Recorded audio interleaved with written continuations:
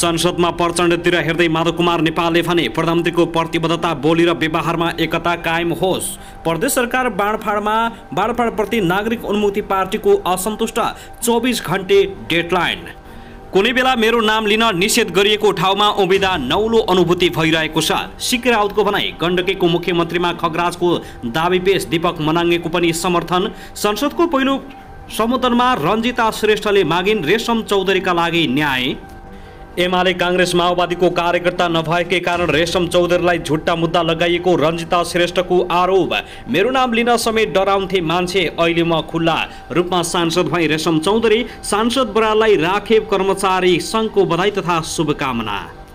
परिवर्तनको चाहना जनताले राख्दा नयाँ पार्टीको आवश्यकता पर्यो। केपी शर्मा ओलीको भनाई। देशको अर्थतन्त्र गम्भीर अवस्थामा छ, संसदले समाधान दिनुपर्छ। सरकारलाई विश्वासको मत दिन माओवादी केन्द्रको आग्रह। संविधानको रक्षाका लागि कांग्रेस रचनात्मक रूपमा प्रस्तुत हुने देउबाको भनाई। निवर्तमान प्रधानमन्त्री देउबाले संसदमा भने प्रधानमन्त्री बन्नु भएकोमा प्रचण्डलाई हार्दिक बधाई छ। संसद हाम्रो परीक्षाको केन्द्र पनि हो, प्रचण्डको भनाई। प्रदेश एक माओवादी केन्द्रले मुख्यमन्त्रीको शपथ ग्रहण बहिष्कार गर्ने, प्रधानमन्त्रीलाई विश्वासु मत लिन माओवादीको अपिल। संसदमा रचनात्मक र जिम्मेवारी प्रतिपक्ष भएर उभिने देउबाको प्रतिबद्धता। प्रधानमन्त्री पुष्पकमल दाहाल प्रचण्डको ब्रिफिङ। कांग्रेस र एकीकृत समाजवादीसँग पनि विश्वासको मत मागिएको छ। विश्वासको मत पाउनेमा प्रचण्ड ढुक्क। विश्वासको मत दिन सबैलाई आग्रह गर्यो माओवादीले। एमाले अध्यक्ष केपी शर्मा ओलीले दिए पूर्ण रूपमा साथ। प्रचण्डलाई प्रधानमन्त्री नदिनु गल्ती नै हो, डा नारायण खड्का। गृहमन्त्री रवि लामिछानेको बाचा। म र मेरो पार्टी सम्बन्ध सांसद अनियमिततामा मुछिने छैनौ, यो मेरो बाचा हो। कहीँ कतै चुक्यो भने पद र कुर्सीको लोभमा झुन्डिनेवाला छैनौ।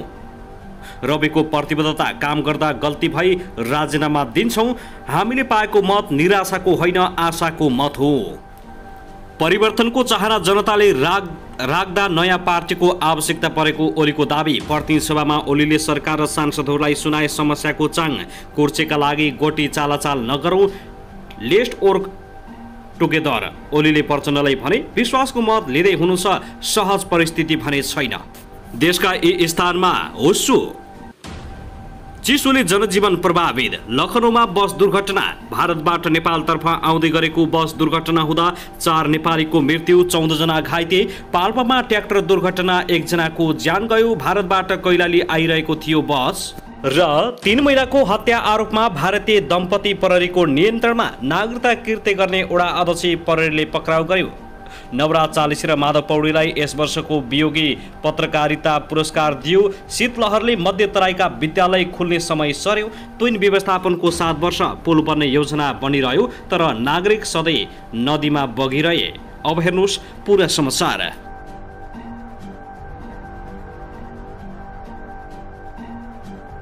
दर्शक नमस्कार, युट्युब च्यानल नेपाली खबर मिडियामा तपाईहरूलाई हार्दिक स्वागत छ। यदि हाम्रो च्यानललाई अहिलेसम्म सब्स्क्राइब गर्नुभएको छैन भने सब्स्क्राइब गरी नजिक रहेको बेल आइकनलाई दबाई हामीसँग जोडिनुहोला। दर्शक सदा झैं आज पनि हामी तपाईहरुमाझ देशभरका विभिन्न समाचारका साथ उपस्थित भइसकेका छौं। यो भिडियोलाई अन्तिमसम्म हेरी हामीलाई साथ दिनुहोला। दर्शक हाम्रो मेहनतको लागि एउटा सानो लाइक गर्न भने नभुल्नुहोला। कहाँ देखेर दिनुहुन्छ, के भन्न चाहनुहुन्छ, तपाईको मनमा लागेको प्रतिक्रिया अवश्य पनि कमेन्ट गर्न नभुल्नुहोला। दर्शक के तपाईँ हाम्रो च्यानलमा नियमित श्रोता हुनुहुन्छ? यदि नियमित हुनुहुन्छ भने तल कमेन्ट बक्समा नियमित अथवा रेगुलर लेख्नुहोस्। नयाँ हुनुहुन्छ भने सब्स्क्राइब गरी जोडिनुहोस्, ताकि नयाँ अपडेटका साथ हामी तपाईहरुमाझ दैनिक रूपमा उपस्थित हुने गर्दछौँ। हाम्रा अपडेटहरू तपाईहरूलाई के कस्तो लागिरहेका छन्, सल्लाह सुझाव प्रतिक्रिया कमेन्ट बक्समा छोड्न नभुल्नुहोला। दर्शक आउनुहोस् आजको समाचार सुरु गरौं रवि लामिछानेको प्रसङ्गबाट। उपप्रधान एवं गृहमन्त्री रवि लामिछानेले विगतमा भएका भ्रष्टाचारका काण्डमा सरकार निर्मम रूपमा प्रस्तुत हुने बताएका छन्। प्रतिनिधि सभाको आज पहिलो अधिवेशनको पहिलो बैठकमा सम्बोधन गर्दै राष्ट्रिय स्वतन्त्र पार्टीका सभापति समेत रहेका लामिछानेले कुनै पनि कालखण्डमा भएको भ्रष्टाचारमा सरकार निर्मम रूपमा प्रस्तुत हुने बताएका हुन्। यो मुलुकमा विगतमा भएका तमाम व्यतिथिहरू र त्यसको जवाबदेहिता नेपाली जनताले आज खोजेका छन्। आज संविधान प्राप्त भएपछि दोस्रो संसदको पहिलो अधिवेशनको बैठकमा भन्ने पर्छ। वर्षौंदेखि भ्रष्टाचारका विभिन्न काण्डहरू मच्चाएका र जनता निराश भएको अवस्थामा त्यो भारी यो संसदले बोक्छ कि बोक्दैन भन्ने हो। यो संसदले भ्रष्टाचारका पुराना फाइल सघाउँछ भन्ने अपेक्षा लिएको छु, लामिछानेले बताएका छन्। मन्त्री लामिछानेले लिखित रूपमा पुराना कार्यकालमा भएको भ्रष्टाचार काण्डका फाइल खोल्नका न्यूनतम साझा कार्यक्रमको एउटा बुँदामा राखेको र त्यसलाई लिखित रूपमा कार्यान्वयन गर्न प्रतिबद्धता व्यक्त गरेका छन्। उनले जनमतको सम्मान लिखित रूपमा गरेको बाचा र त्यसलाई पूरा गर्न अहिलेको सत्ता साझेदार दलहरूबाट हुने बताएका हुन्। त्यस्तै उनले भ्रष्टाचारका विषयमा भएको छानबिन प्रभावित नपारिदिन पनि आग्रह गरेका छन्। आफ्नो मान्छे छुटाउन दबाब नदिनुहोला, नियम र कानुनको पालना सबैले गर्नुपर्छ।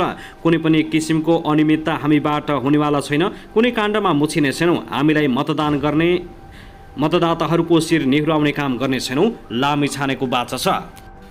दर्शकमित्र, त्यसै गरी आउनुहोस् अब अर्को खबरतर्फ लागौँ। राष्ट्रिय प्रजातन्त्र पार्टी राप्रपाका अध्यक्ष राजेन्द्र लिग्देलले आफूहरू देशको अस्थिरताको कारक नबन्ने बताएका छन्। प्रतिनिधि सभाको पहिलो बैठकलाई सोमबार सम्बोधन गर्दै उनले जनादेशले कसैलाई पनि निषेध गरेर जान नसक्ने सन्देश दिएको बताएका छन्। हामी कसैले कसैलाई निषेध गरेर म मात्रै अगाडि बढ्छु भन्ने अवस्थामा छैनौँ। हामीभन्दा माथि देश छ, देशभन्दा माथि केही छैन। त्यसैले देशलाई शिरमा राखेर देशका समस्याहरूलाई सामूहिक रूपमा सम्बोधन गर्नुपर्छ। लिग्देलले भने राप्रपा देशमा अस्थिरताको कारक बन्ने छैन। उनले निर्वाचनबाट जनताले कुनै एक दलप्रति मत मात्रै विश्वास नगरेको बताएका छन् भने संसदमा यस्तो प्रकारको बिम्ब छ जसमा सबै राजनीतिक दल र विचारहरू मिलेर मात्रै अगाडि बढ्न सक्छौँ भन्ने जनताको अभिमत छ। लिग्देलले भने अहिले देशको सबै क्षेत्र ओह्रालो लागेको अवस्था छ, अर्थतन्त्रको अवस्था कस्तो छ भन्ने थाहा सबैलाई छ। संसदमा 14 सिट रहेको राप्रपाले पुष्पकमल दाहाल प्रचण्ड नेतृत्वको सरकारलाई विश्वासको मत दिने भएको छ। दर्शक महानुभाव, त्यसैगरी नेकपा एमालेका अध्यक्ष तथा पूर्व प्रधानमन्त्री केपी शर्मा ओलीले अहिलेको सत्तारूढ गठबन्धन प्रतिगमनको पक्षमा नरहेको बताएका छन्। आफू प्रधानमन्त्री भएको बेला दुई पटक प्रतिनिधि सभा विघटन गरेका ओलीले त्यो काम सही भएको जिकिर गरेका छन्। प्रतिनिधि सभाको आज सोमबारको बैठकमा ओलीले प्रतिनिधि सभा विघटन प्रतिगमन नभएको जिकिर गर्दै भने नेपालमा बडो हल्ला चलाइयो। प्रतिनिधि सभा विघटन भनेको प्रतिगमन हो कि बेलायतमा त कतिपल्ट प्रतिगमन भएछ। त्यसो भए त संसदीय प्रणालीको जन्मदाता देशमा प्रतिगमन अस्तित्वसम्म भएको थियो। यति धेरै जान्ने पनि अलिक नहौ कि? मौका अनुसारका व्याख्या यति धेरै भएको भन्दै उनले भने प्रतिनिधि सभा भङ्ग हुनु प्रतिगमन होइन, जनताका अधिकार खोसिनु प्रतिगमन हो। जनताको अभिमतका लागि जनतामा जानु र सार्वभौम सत्ताबाट आदेश प्राप्त गर्नु प्रतिगमन होइन। संसदबाट सरकार बन्नु, संसदबाट सरकार ढल्नु प्रतिगमन होइन। अन्यत्रबाट सरकार ढाल्ने गरियो भने त्यो प्रतिगमन हुन्छ। अहिलेको गठबन्धन प्रतिगमनको पक्षमा छैन र जाँदैन। सरकार बनाउने र ठाउँबाट सरकार बनाउनेमा जाने छैन र जानु हुँदैन। वर्तमान सत्ता समीकरण राष्ट्रियताको पक्षमा जाने ओलीको भनाइ छ भने उनले राजनीतिक दलहरूलाई सुशासन र भ्रष्टाचार नियन्त्रणमा लाग्नुपर्ने सुझाव दिएका छन्। सरकारले तत्काल जनताको पक्षमा लाग्नुपर्ने र सस्तो प्रचारमा लाग्न नहुने ओलीको तर्क छ। साथै आउनुहोस् अब अर्को खबरतर्फ लागौँ। प्रधानमन्त्री पुष्पकमल दाहाल प्रचण्डले संसद आफूहरूको परीक्षाको केन्द्र भएको बताएका छन्। प्रतिनिधि सभाको पहिलो बैठकमा सम्बोधन गर्दै प्रधानमन्त्री दाहालले जनताले असाधारण सङ्कल्पको अपेक्षा गरेको बताउँदै यो संसद आफूहरूको परीक्षाको केन्द्र भएको बताएका हुन्। हामी भर्खरै जननिर्वाचित भएका छौँ। जनताको हामीमाथिको समर्थन सशर्त छ भन्ने लाग्दछ, निशर्त छैन। हामी सुशासन दिन सक्छौँ वा सक्दैनौँ, जनताको जीवनमा सार्थक परिवर्तन ल्याउन सक्छौँ या सक्दैनौँ। दाहालले भने यो संसद हाम्रो परीक्षाको केन्द्र पनि हो। जनताले हामीबाट असाधारण सङ्कल्पको अपेक्षा गरेका छन्। आज मङ्सिर 4 गते भएको प्रतिनिधि सभा निर्वाचनपछि सोमबार पहिलोपटक संसद बैठक बसेको हो। बैठकमा सबै राजनीतिक दलका शीर्ष नेताहरूले सम्बोधन गरेका छन्। साथै काङ्ग्रेस सभापति तथा पूर्व प्रधानमन्त्री शेरबहादुर देउवाले सङ्घीय लोकतान्त्रिक गणतन्त्रात्मक व्यवस्थाबाट मुलुकमा दिगो विकास, सुशासन, विकास र समृद्ध प्राप्त गर्नुपर्ने बताएका छन्। उनले मुलुकको व्यवस्थालाई सुदृढ गर्दै जानुपर्ने धारणा राखेका छन्। प्रतिनिधि सभाको सोमबार बसेको पहिलो बैठकमा सम्बोधन गर्दै देउवाले राज्यका सम्पूर्ण निकाय संविधान, कानुन र नैतिक आचरणमा चल्नुपर्ने सुझाव दिएका हुन्।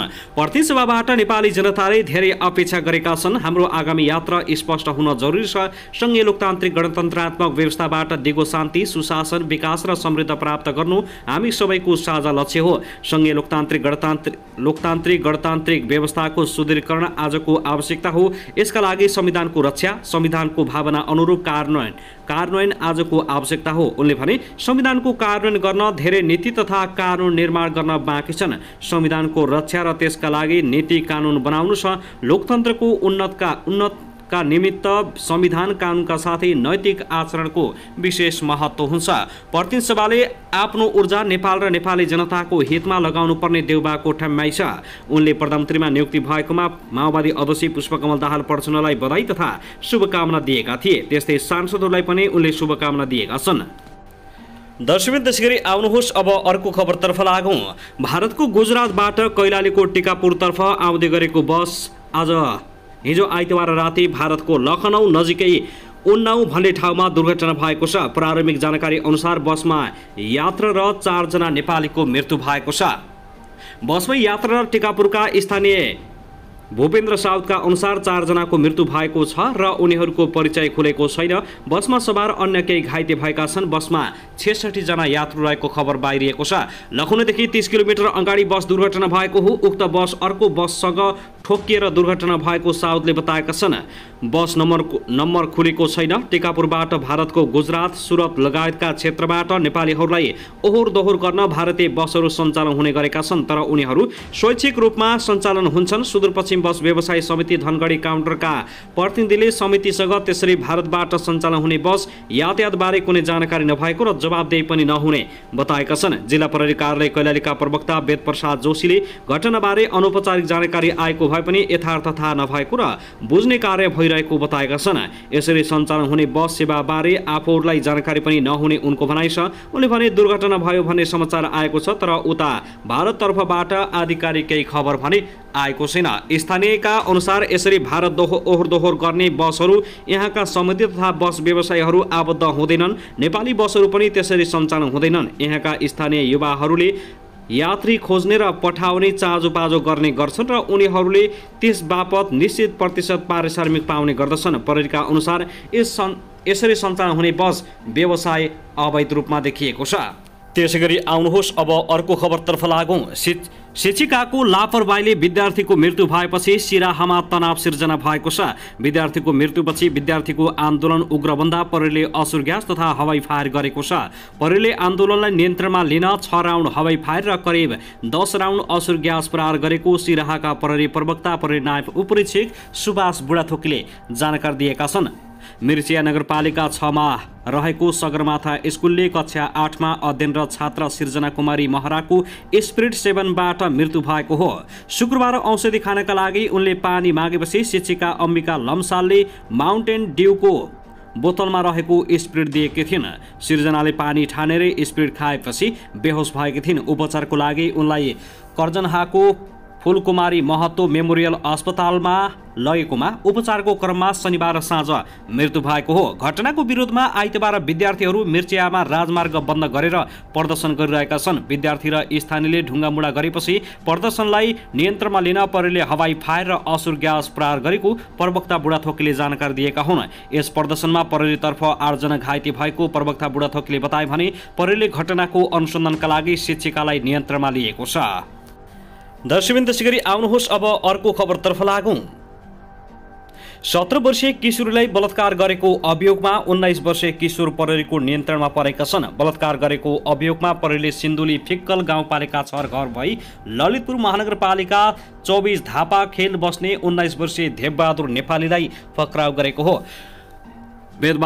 वेदबहादुरलाई पक्राउ गरेको हो। वेदबहादुरले किशोरीलाई 16 पुसमा धापा खेल स्थित आफ्नै टहराभित्र बलात्कार गरेको भन्ने उजुरीको आधारमा प्रहरी विरुद्ध साधु बाटोबाट खटिएको प्रहरीले उनलाई पक्राउ गरेको छ। यस सम्बन्धमा थप अनुसन्धान गरिरहेको प्रहरीले जनाएको छ। दर्शकवृन्द, त्यसैगरी आउनुहोस् अब अर्को खबरतर्फ लागौँ।